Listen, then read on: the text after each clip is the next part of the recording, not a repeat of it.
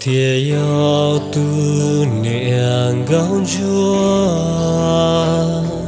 hoa chỉ mùa lên tươi lo bí tao, cho kẻ dòng gạo đã có múa tin anh lưu xia, sai bùa cha chia lo bí chỉ tao có ý lệ. Thiên liêu tua mong sai tàu chơi cho mong lũ công bê thuốc kia trâu nành đĩa tê còn cho mù đây kia mong lũ công bê trâu có mong ly trâu giống gạo cho có lũ chơi.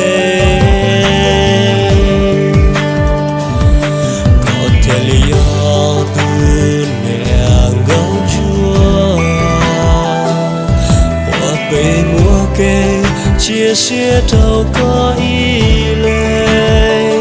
có yo tu ba cha bay mong lu nè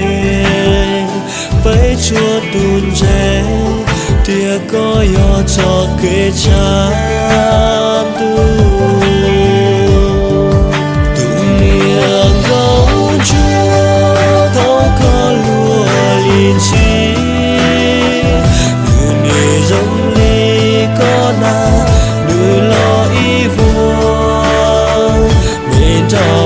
chúa tôi là mò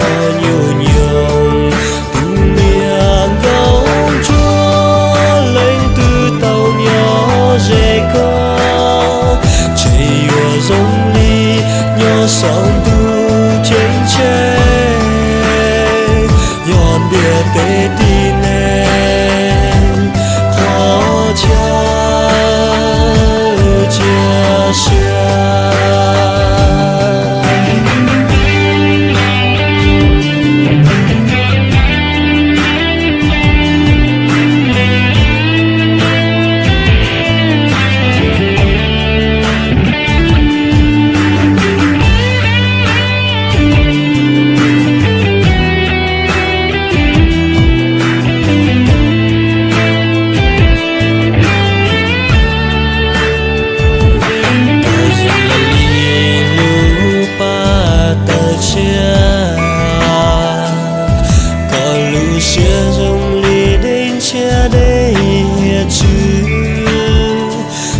Chúa chia ya muốn dây nhiên dây của phong trừ